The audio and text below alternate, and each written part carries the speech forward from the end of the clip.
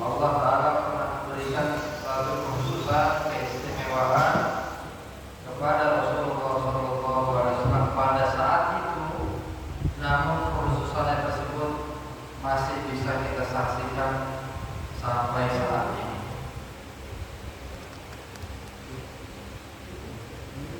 Yang pertama adalah al-mabhasul awal hifdzul kitab alladzi usila bihi,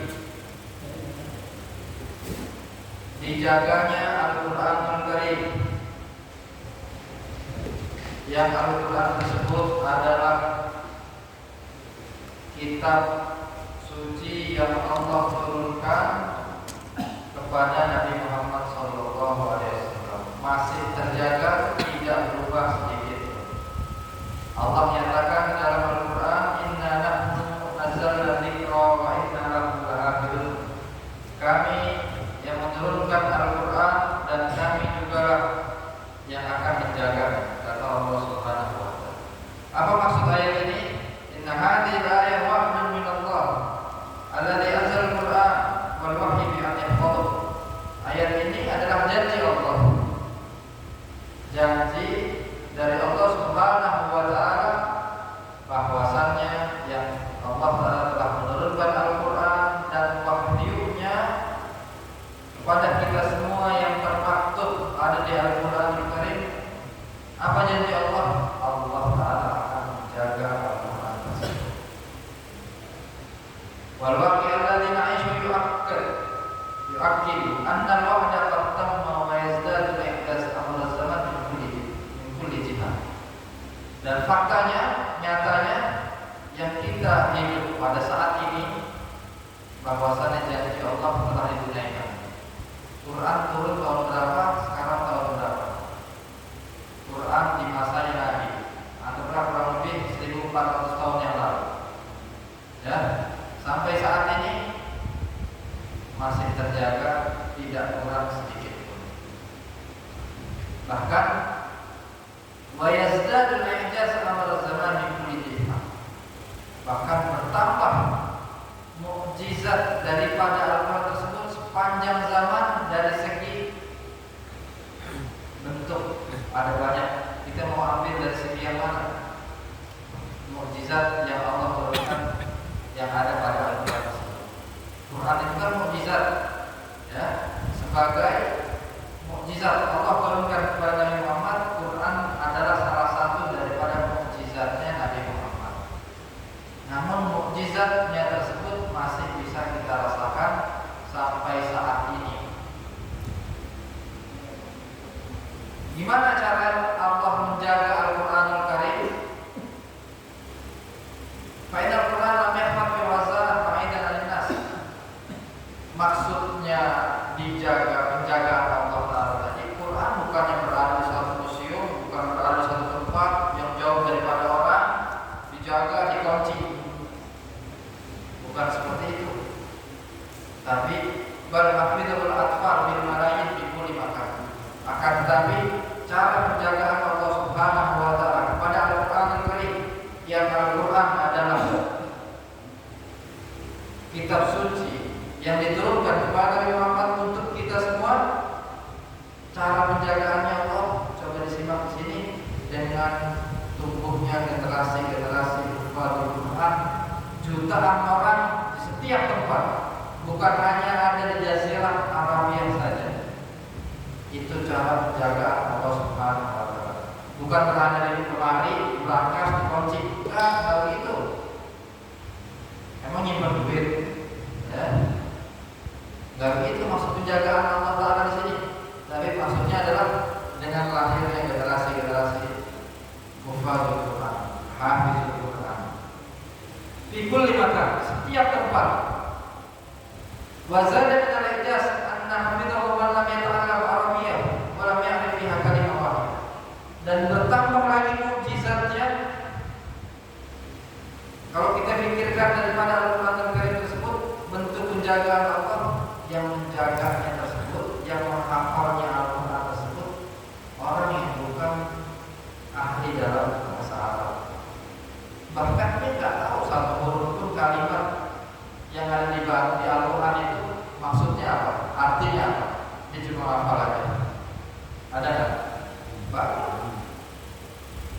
Itu ini adalah salah satu mukjizat Allah. Cara penjagaannya Allah Ta'ala kepada Al-Quran dengan caranya Allah, bukan dengan caranya manusia. Kalau dengan caranya kita mungkin Quran dibawa kemari, dikunci, dilapis, dijaga, nggak gitu. Ya, kalau kita mungkin di rumah Quran kita jaga, kita pajak, ya, sampai dibuat berapa dibuka. Kalau kita menjaganya begitu.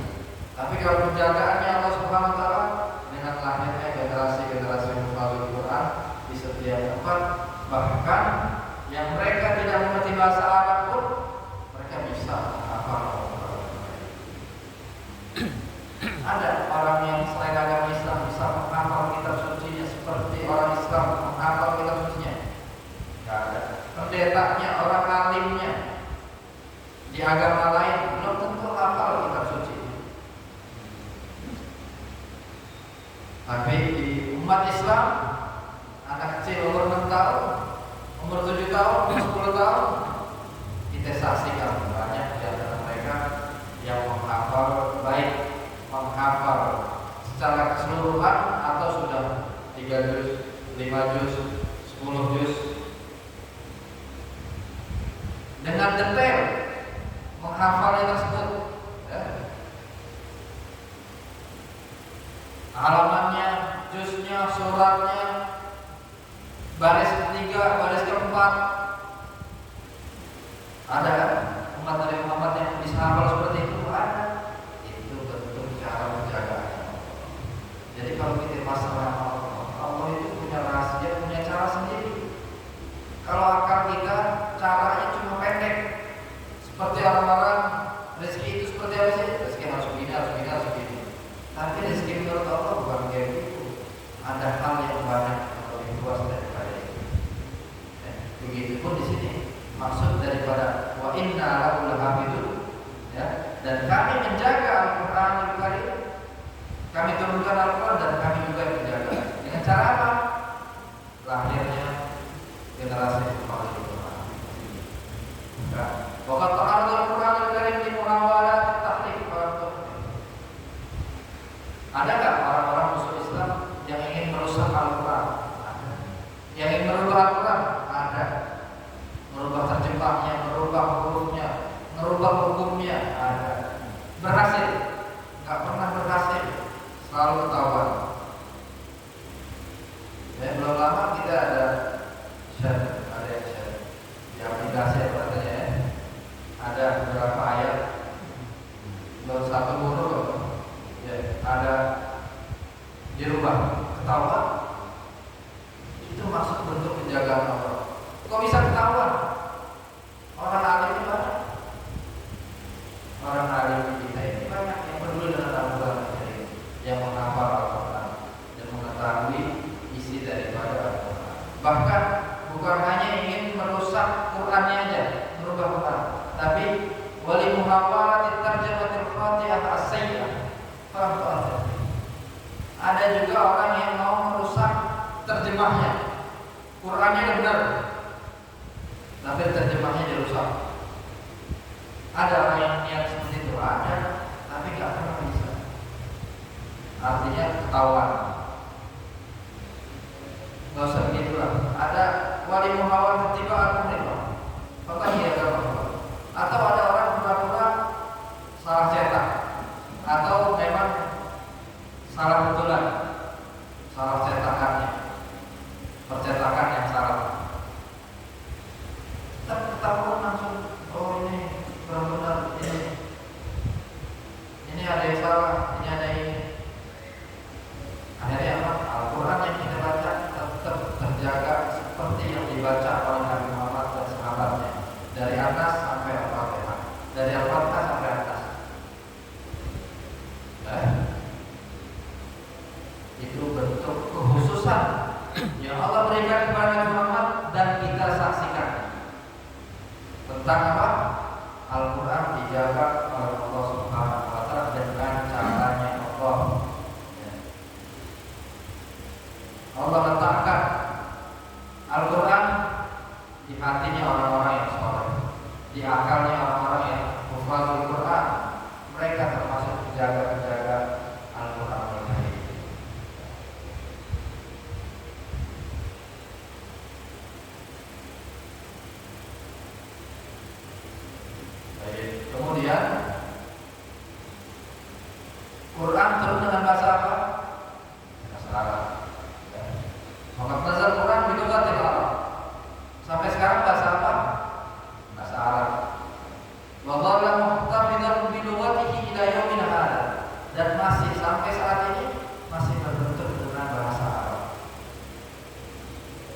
Wa hadzal i'tibar ja'alahu marji'an li kulli man hawala an yutarjimahu ila lughatin ukhra. Dan bentuk penjagaan seperti itu, orang Jawa mau ngaji, orang Amerika mau ngaji, dia harus paham huruf hijaiyah, belajar Iqra, belajar Al-Qur'an, Arabiyah. Kemudian akhirnya dia bahasa Arab, baru dia bisa membaca Al-Quran ini dengan bahasa Arab. Ya. Tujuannya apa Allah jaga sampai saat ini Al-Quran masih berbentuk bahasa Arab dan kita masih bisa membacanya, agar bila mana ada orang yang ingin berubah terjemah daripada Al-Quran, langsung ketahuan dong, ini kok gak sesuai. Allah bilang bulan puasa itu, Ramadan itu wajib berpuasa. Tiba-tiba ada orang menerjemahnya dengan terjemah yang salah. Makanya dia bilang bulan puasa tidak menjadi wajib, hanya sunnah saja. Bulan Ramadan itu sunnah bagi orang mukmin yang berpuasa. Padahal di Quran artinya bukan sunnah. Kutiba adalah furido, diwajibkan bagi kalian puasa Ramadan. Akhirnya merujuknya kemana? Ke Al-Quran yang tertulis dengan bahasa Arab. Itu bentuk menjaga Allah Subhanahu wa Ta'ala sampai saat ini dengan berbahasa Arab. Ya. Makanya ada ulama mengatakan, ya, kalau ada orang membaca Al-Quran tapi pakai huruf Latin yang ada di buku-buku Yasin, apa hukumnya orang membaca Al-Quran tapi pakai tulisan Latin? Kamu berdosa bila dia mampu untuk belajar tapi dia nggak mau belajar. Kenapa? Karena nggak akan sesuai ucapan yang di zatnya. Gimana cara mengejak zat, mengejak shin, mengejak so, itu huruf yang berbeda. Kalau bahasa Arab semua dimulai dari s, sin, so, sa, dari tambahin t. Kalau orang yang nggak paham, dia nggak akan bedain sa.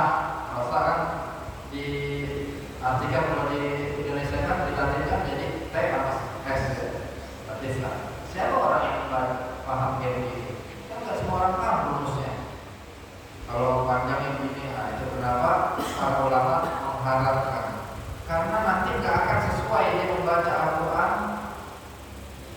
dengan seperti yang Allah turunkan dengan berbahasa Arab. Ya.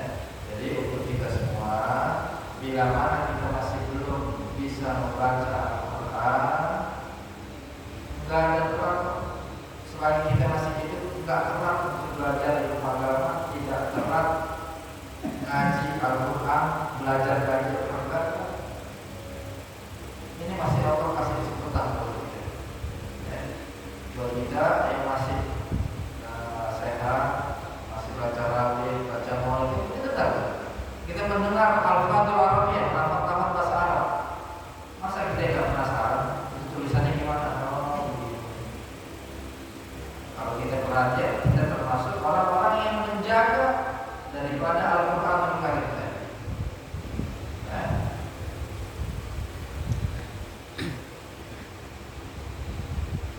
Walaupun terjemah mundur usul ula khasah ma warada minhu fi rasail Nabi sallallahu alaihi wasallam ila al-muluk wal abasira wal qayasira haitsu warada ba'd al-ayat fi hadhihi rasail wa turjimat ila lughatil mursaliin asna tilawatiha alaihim. Ya, pernah pada saat itu diterjemahkan waktu Nabi mengirim surat kepada beberapa raja. Waktu Nabi hidup, Nabi pernah ngirim surat ke raja-raja yang menguasai dunia pada saat itu. Di antaranya Raja Persia, Raja Rom, Romawi, Raja Heraklius, Raja Alexandria. Beberapa raja itu dikirim. Terus pakai bahasa apa? Bahasa Arab, dan di situ ada ayatnya yang diterjemahkan ke bahasa orang-orang yang di mana yang akan dikirim tersebut. Pernah diterjemahkan pada saat itu. Tapi kalau ada tulisan aslinya bahasa Arabnya, kan nggak akan leceh.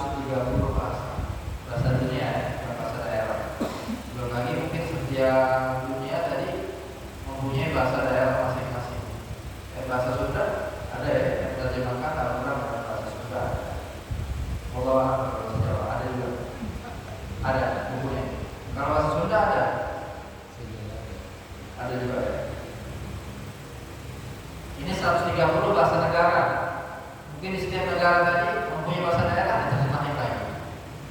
Ini yang terancang oleh Syekh Ali Jumat ada 130 bahasa. Ba'du tarjamah marratan wahidah, ba'du tarjamah aktsar min mi'atain wa khamsina tarjamah. Ada beberapa di antaranya hanya diterjemahkan satu kali doang. Ada yang lainnya mungkin seperti bahasa Inggris itu diterjemahkan sampai 250 kali. Karena di tempat-tempat bukan dunia Islam, tapi mereka orang-orang yang penasaran, ya, orang-orang yang tidak menerima apa adanya. Dia penasaran, akhirnya mereka membeli terjemahan Al-Quran, baca. Hingga akhirnya dicetak di sana lebih daripada 250 kali terjemahan. Kama huwa hal bil lughatil Inggrisiyah, itu bahasa Inggris. Bukan min tarjamah marratan adidah fil ahwal yang pantas Al-Quran ini marjan. Tapi tetap walaupun sudah diterjemahkan ke 130 bahasa, bahasa utamanya mereka tetap merujuk mana? Ke bahasa Arab, ya, bahasa aslinya yang Quran yang kita punya tadi. Bukan Qurannya dihilangin terus tinggal terjemahannya doang.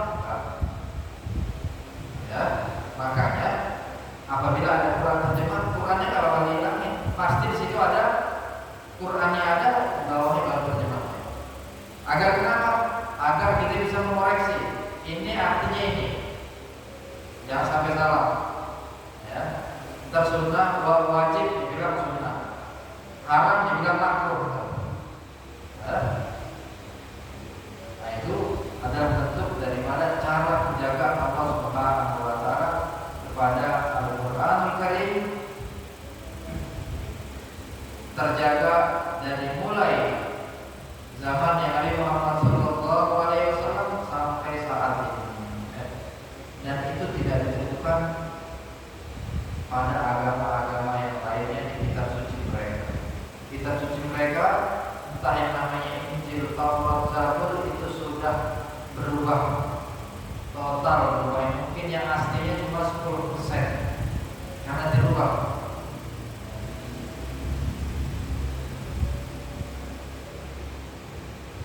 Nah. Kemudian pembahasan yang kedua tentang penjagaan kekhususan Nabi Muhammad SAW yang masih bisa kita saksikan sampai saat ini. Apa yang kedua? Tahlil dzikri. Namanya Nabi Muhammad itu diabadikan, disematkan dengan tinggi, dengan agung. Namanya Nabi Muhammad viral. Allah Ta'ala menyatakan di Al-Quran Al-Karim, wa rafa'na laka dzikrak, dan kami tinggikan namamu, penyebutan namamu selalu ditinggikan oleh Allah Subhanahu wa Ta'ala. Ayat ini wa'dul akhar biraf'i dzikrin Nabi sallallahu alaihi wasallam wa tahlilihi fil alamin. Ayat ini janji Allah yang lain untuk nama Rasulullah selalu ditinggikan, diangkat derajatnya di seluruh dunia. Walaqad syahidal waqi wa masala yashhadu kullu yawm bi tahlil dzikrin Nabi Muhammadin sallallahu alaihi wasallam. Walaysa hunaka nabiyyun wala syakhsun wala syai'un min makhluqatillah yadkhulu fi al-ayat al-kafah misal Nabi sallallahu alaihi wasallam. Dan masih sampai saat ini kita menyaksikan, kita dengar nama Rasulullah sallallahu alaihi wasallam Muhammad bin Abdullah selalu kita dengar. Tidak ada nabi selain Rasulullah atau seorang pun dari makhluk Allah Ta'ala ini yang nama mereka sampai ke seluruh penjuru dunia. Ya. Kalau orang yang baru sekarang itu dia artis, dia terkenalnya gara-gara apa? Teknologinya tadi. Rasulullah kan gak punya Instagram, gak punya Facebook, gak punya Twitter, tapi pengikutnya fikul di anhaya. Hitungannya bukan orang sekarang ya. Orang sekarang mereka dibantu karena punya teknologi, punya followers dan segala macam. Tapi Rasulullah dari Jazirah Arabia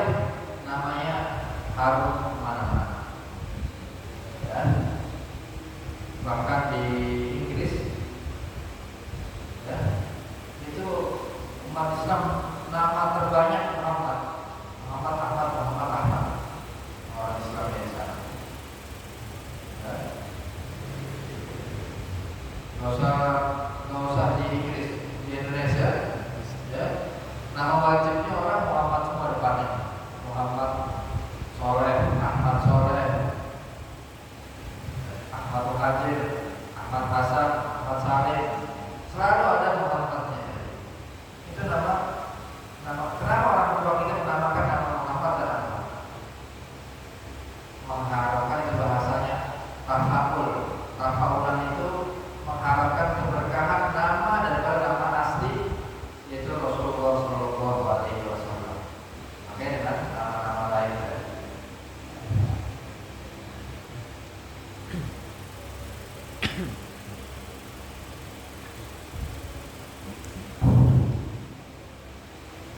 Nabi Isa itu walaupun pengikutnya lebih dulu dari Rasulullah SAW, ahli kitab orang-orang Nasrani, nama Nabi Isa tidak seperti namanya Rasulullah SAW di dalam Al-Qur'annya. Kita menyebutkan nama Rasulullah, kita spontan orang mungkin dia akan menyebutkan sholawat kepada Rasulullah. Di Inggris juga pernah ada, kalau bulan 12 lebih awal, karena gubernurnya persiapannya itu orang Muslim kan. Gubernurnya kalau nggak salah orang Muslim, itu akhirnya di 12 lebih awal tahun berapa itu di bis-bis tertulis nama Rasulullah SAW. Lahir sekian, umur sekian, pengikut sekian. Ya, nggak punya ini, nggak punya Instagram, nggak punya ini, tapi pengikutnya banyak.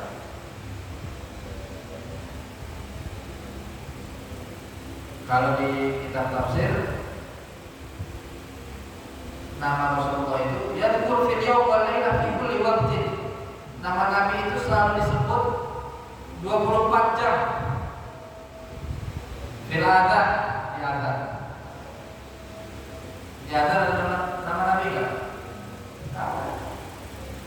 Disebut, tidak ada disebut nama Allah, di situ ada juga nama Rasulullah SAW. Nih sekarang di Indonesia Raya jam 8 baru ada Isya. Di Mekah, di Yaman, di Dubai baru asar. Jadi 4 jam betul. Suatu azan. Di Palembang mungkin dia baru azan Isya. Ya, beda 1 jam lebih lambat. Ya. Di Indonesia Timur tadi ya.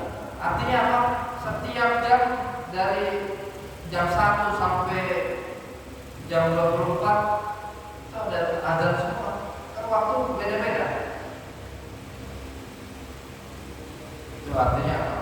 Nama Nabi Muhammad Allah kekalkan dan kita saksikan sampai saat ini. Kalau kita nonton TV itu nonton TV lah sekarang YouTube yang live, yang kelihatan masjid Al-Haram baru azan, negara mana lagi nih, ada pengajian mana, di baru azan. Jadi artinya 24 jam. Nama Rasulullah selalu ditinggikan oleh Allah Subhanahu wa Ta'ala. Sampai kapan? Sampai hari kiamat. Ya. Itu baru yang ada, namanya Quran. Kalau yang ngaji kayak kita begini, yang di pesantren, yang ngaji ilmu hadis, nggak keluar Quran. Bahkan orang kafir pun tahu nama Rasulullah bulan Maulid. Orang kafir tahu Cina. Ya, ini orang Islam lagi ngapain? Mungkin acara mulut tiap hari. Oh lagi maulidan Nabi itu. Tahu orang kafir tahu nama Rasulullah Shallallahu Alaihi Wasallam.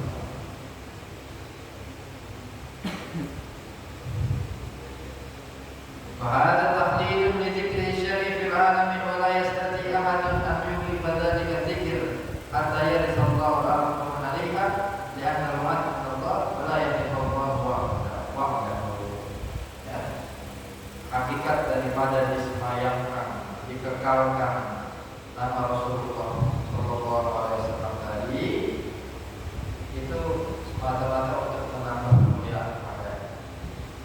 Dan tidak ada seorang pun yang bisa memberhentikan atau merendahkan agar nama Rasulullah tidak populer. Tidak ada. nggak akan bisa. Negara-negara maju yang di Jepang, yang di mana-mana pun mereka diam-diam memutolaah, ngambil ilmunya orang Islam di dalam kebersihannya, disiplinnya, segala macam. Berarti kan mereka tahu tentang Islam. Bahkan sampai saat ini, ya, kalau kita berkunjung ke negara manapun, insya Allah di situ ada Islamic Center. Di Islamic Center tadi mau di Uganda, mau di Burkina Faso, di Brazil, ya. Di mana lagi? Di Kolombia, di sana ada masjid, ada madrasah, ada imamnya, ada orang Islam, ada yang memeluk Rasulullah SAW, ada orang yang umatnya Rasulullah SAW.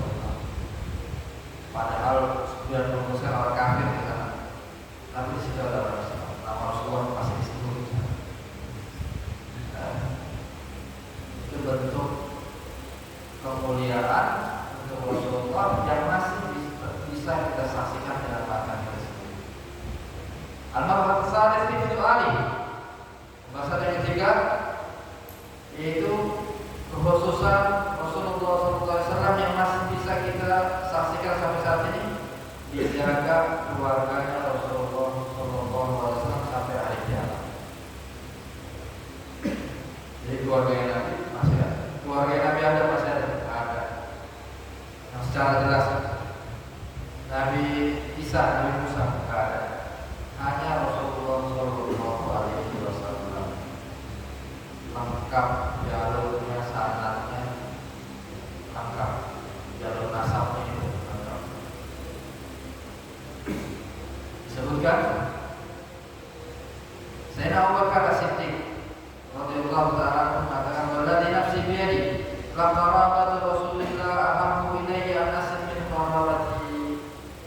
Demi diriku digenggamannya Allah Ta'ala, kekuasaannya Allah Subhanahu wa Ta'ala, sungguh keluarganya Rasulullah lebih aku cintai daripada aku menyambung keluarga aku sendiri. Ini bentuk kecintaan Sayyidina Abu Bakar As-Siddiq radhiyallahu ta'ala. Setelah Rasulullah wafat, maka Sayyidina Abu Bakar menyambung silaturahmi kepada keluarga-keluarga Rasulullah sallallahu alaihi wasallam. Dan beliau juga berkata, "Ubu Muhammad sallallahu alaihi wasallam fi ahli baitihi." Dekatilah, hormatilah, ya, keluarganya Rasulullah sallallahu alaihi wasallam, karena mereka masih ada. Dan tahu dari mana? Dari ayat Allah Subhanahu wa ta'ala yang mengatakan, "Qul la as'alukum 'alaihi ajran illa al-mawaddata fil qurba." Katakanlah, wahai Nabi Muhammad, pada mereka aku tidak minta kepada kalian upah, melainkan hanya kecintaan kepada keluarga Rasulullah sallallahu alaihi wasallam. Kalau Allah Ta'ala mengatakan demikian, apakah Allah mengatakan hanya waktu cuma sampai Rasulullah wafat aja? Kan enggak. Kan keluarga Nabi masih ada terus. Berarti di sini menunjukkan bahwasanya keluarga Nabi itu walaupun Rasulullah wafat masih ada. Karena kan kita masih sebagai umatnya. Allah nggak minta upah. Kita beribadah, kita mengikuti Nabi Muhammad, Allah nggak minta upah, hanya cintailah keluarganya Rasulullah sallallahu alaihi wasallam. Juga di hadis yang lain, tadi di ayat Al-Quran, kemudian di surat 23 surat Asy-Syura. Kemudian di hadis riwayat akhrajahu Ahmad bin Musnad wa Tirmidzi, Nabi pernah berwasiat, "Amma ba'du ala ayyuhan nas fa innama ana basyarun yushiku ayati rasul rabbi fawji." Wahai manusia, aku ini manusia biasa. Aku bisa mati. Aku takut nanti ada sesuatu yang ingin aku sampaikan, ya,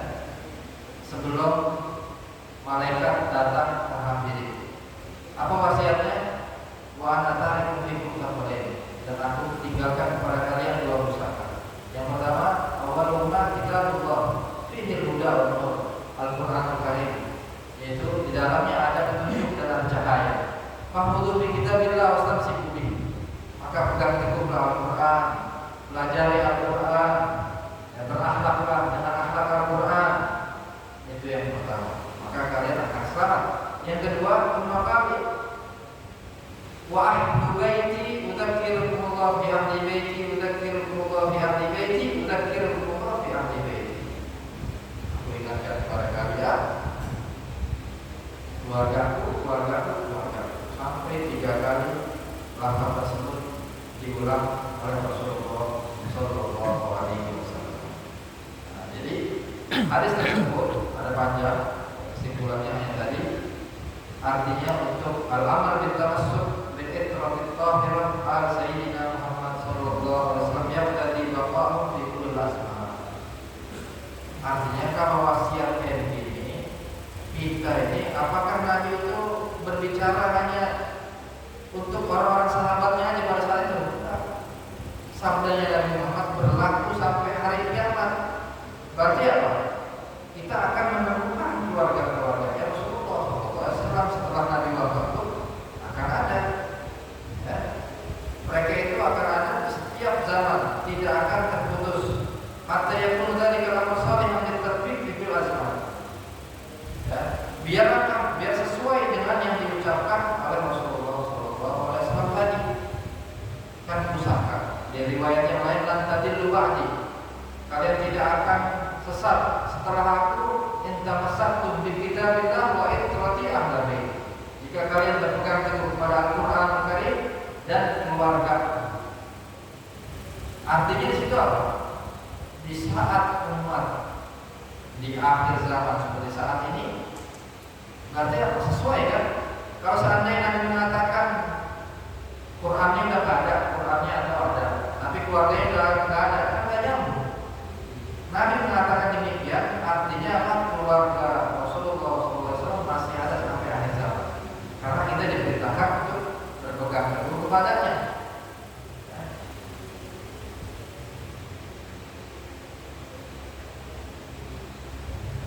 Walaysa hunak Nabi mursal abidullah wa nasabahu ilaih illa Nabi sallallahu alaihi wasallam. Tidak ada nabi yang 25 tersebut, yang 24 tadi itu mempunyai keluarga yang Allah jaga seperti keluarganya Rasulullah sallallahu alaihi wasallam. Nah, dari mulai Rasul sallallahu alaihi wasallam punya anak Sayyidah Fatimah, nikah dengan Sayyidina Ali. Sayyidina Ali keluarga Nabi, kakeknya sama, Ali bin Abi Thalib bin Abdul Muttalib, Rasulullah Muhammad bin Abdullah bin Abdul Muttalib, sama-sama keluarga Nabi. Kalau kata orang kan putus, kan itu dari cewek.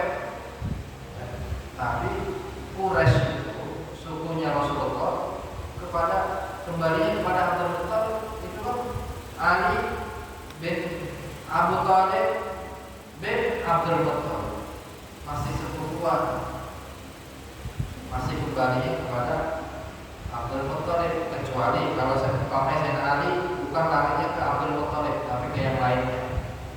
Sedangkan keluarga Nabi itu bukan hanya ya, ada banyak keluarga Nabi. Al-Ali, Al-Aqil, Al-Ali bin Abi Thalib, Al-Aqil saudaranya yang Ali. Ya, Al-Ja'far juga saudaranya yang Ali. Ini semua 3 anaknya Abu Thalib. Dan Al-Abbas. Abbas ini pamannya Rasulullah SAW. Abbas langsung bin Abdul Muttalib, lebih tua 2 tahun dengan Rasulullah SAW. Jadi yang dari keluarga-keluarga tersebut, anak cucunya mereka itu mereka mempunyai nisbat adalah keluarganya Rasulullah SAW. Paham ya? Jadi saya dapat yang menikah dengan Imam Ali, punya anak. Siapa? Sayyidina Hasan Hussein. Ada riwayat dikatakan Hussein.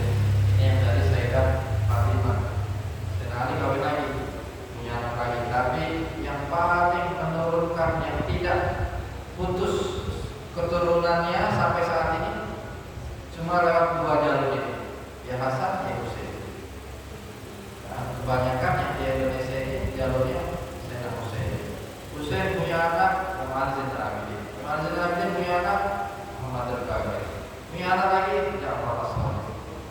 lagi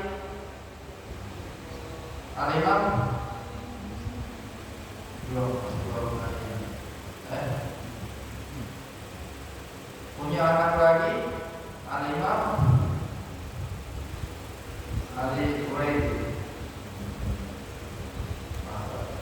Tidak pasti dulu.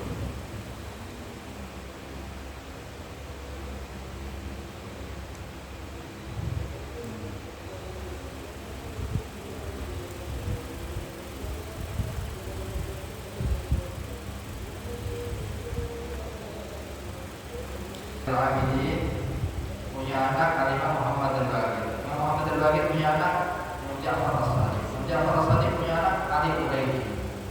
Ali Quraidi punya anak Muhammad Al-Nabi. Muhammad Al-Nabi punya anak Isa Al-Rumi. Isa Al-Rumi punya anak Al-Imam Ahmad Al-Muhajir yang ada di Hebron. Wafat tahun 343 Hijriah, abad keempat Hijriah. Sekarang abad ke-15. Ya, Al-Imam Ahmad Al-Muhajir yang sering kita tawasul di Latif itu ada di Hadramut Yaman. Makanya kenapa para habaib kemudian Nabi banyak ada di Yaman, karena tadi gara-gara Imam Ahmad Muhajir ada di Yaman. Aslinya beliau tinggalnya dulu di Irak. Dia lari daripada fitnah Syiah, fitnah Ahlul Bait, dan banyak fitnah pada saat itu, hingga akhirnya beliau umrah, ziarah Rasulullah, minta petunjuk. Kemudian sampai di Madinah berhari-hari, kemudian dapat isyarat suruh ke Yaman, suruh ke Hadramut. Padahal di Irak, negara yang Masya Allah masa itu sudah ada peradaban. Di Irak suruh ke Hadramut yang tandus. Akhirnya karena diperintahkan seperti itu, hijrah Imam Ahmad tadi. Maka ditulislah Imam Ahmad Al-Muhajir, orang yang hijrah dari Irak ke Hadramut Yaman. Dari Imam Ahmad Muhajir baru nanti ada Imam Ubaidillah. Itu kuburannya satu persatu ada sampai saat sekarang. Jadi kalau ada orang mengatakan juga keluarga Nabi udah putus, ada di YouTube bilang udah putus, ada yang cuma nyampe Imam Muhajir doang, ke bawahnya nggak ada. Kata siapa nggak ada. Ya. Dari Imam Ahmad Al-Muhajir punya anak Imam Ubaidillah, ada kuburannya, kita ziarahin, bangun masjid. Ada lagi bawahnya Imam Ubaidillah punya anak Alwi, di belakang masjid ada di tadi kita ziarah. Ya. Imam Alwi punya anak Muhammad kita ziarahin. Punya anak lagi Alwi, punya anak lagi Ali Khalil Qasam. Nah, Ali Khalil Qasam ini yang ada di Zambar, kuburan Aulia yang ada di tadi, namanya Zambar. Itu pertama kali sahadat keluarga Nabi yang dikuburkan di Zambar adalah Al-Imam Ali Khalil Qasam. Imam Muhammad yang tadi kemudian punya anak Ali dan punya anak Muhammad Sahibul Marbat yang ada di Oman, negara tangga Yaman. Itu ada negara Oman, Sultan Oman. Di sana ada Imam Muhammad Sahibul Marbat. Itu juga di beberapa nanti mungkin tawasulnya ke Imam Muhajir, Fakih Muqaddam, Ali Muhammad Sahibul Marbat. Itu semua ada. Baru Imam Fakih Muqaddam, bawah Imam Ali, baru Muhammad Fakih Muqaddam yang ada di sana. Itu kuburannya lengkap ada. Kalau bisa dia bilang keluarga Nabi terputus, nggak ada jejaknya. Ada lengkap. Bahkan orang mengaku-ngaku keluarga Nabi juga nggak akan bisa. Nasabnya terjaga. Nama-nama nggak bisa. Orang laporan nih bin siapa itu? Bin Ahmad. Ahmad berapa saudaranya? Ada 5. Kakeknya Hasan punya saudara berapa? 5 juga. Ya. Jadi kalau mau daftar di Robito itu nama abah kita berapa orang, saudaranya, nama kakek kita berapa orang saudaranya, lalu punya akte, lalu nanti dibikin surat dari Robito. Jadi kalau orang mau komplain ikut nasabnya si pula nasab tersebut, tahu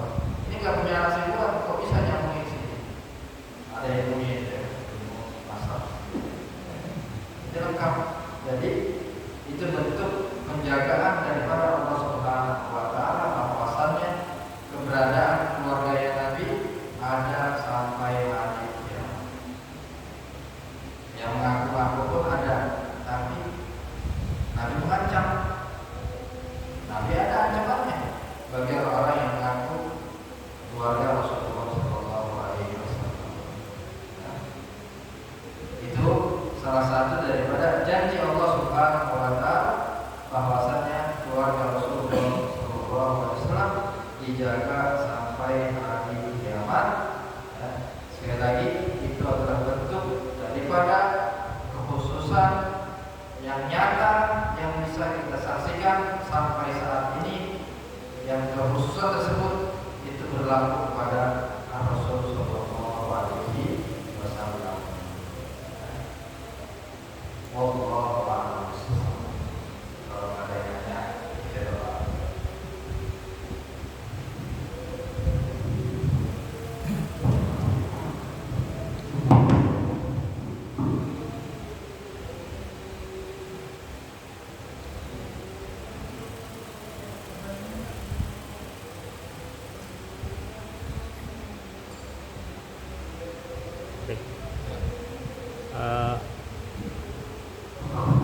Mohon dijelaskan itu masalah membaca Al-Quran di mushaf dengan di aplikasi itu hukumnya.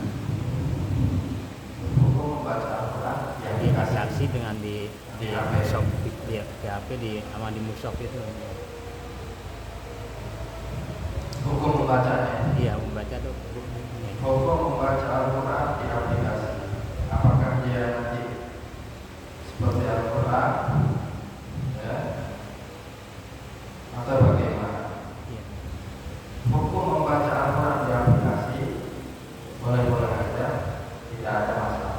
Cuma nanti pertanyaannya, apakah kita harus wudu atau tidak? Para ulama ada dua pendapat. Pendapat pertama, kalau seandainya, kalau kayak begini kan belum kita buka, Iya. Qurannya belum kita buka.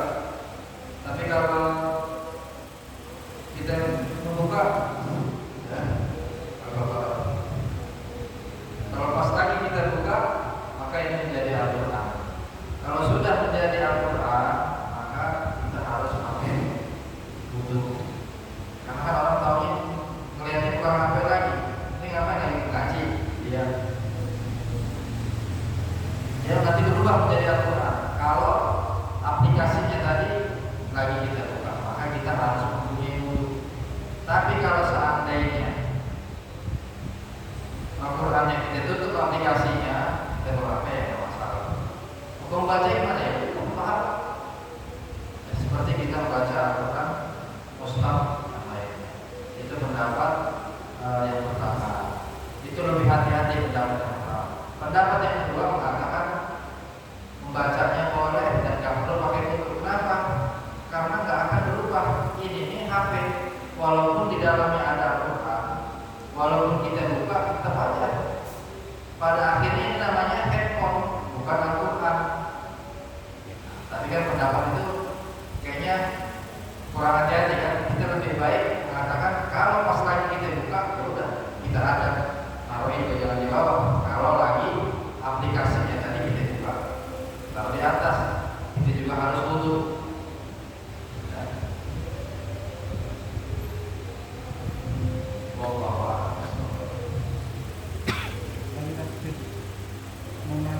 Kita membaca Al-Quran itu terkadang itu pikiran kita kemana gitu. Apa itu dosa? Hukum membaca Al-Quran tapi tidak khusyuk. Dosa apakah? Tidak dosa. Boleh. Sering ada. Kadang kita ngejar apa ya, istilahnya cepat gitu, biar cepat hakam. Sekarang ini penyakitnya sekarang Allah hapus rasa khusyuk pada kita. Sebabnya apa? Nih, handphone. Baru pengen ngaji nih, belum kompak kayaknya. Bangun malam ngaji dulu. Sampingnya handphone, nggak boleh ditinggal. Baru ngaji sebentar, tahu-tahu bunyi WA. Padahal palingan info dari grup, bukan orang ngasih job, ngasih transferan. Akhirnya terganggu, akhirnya nggak khusyuk orang membaca Al-Quran. Makanya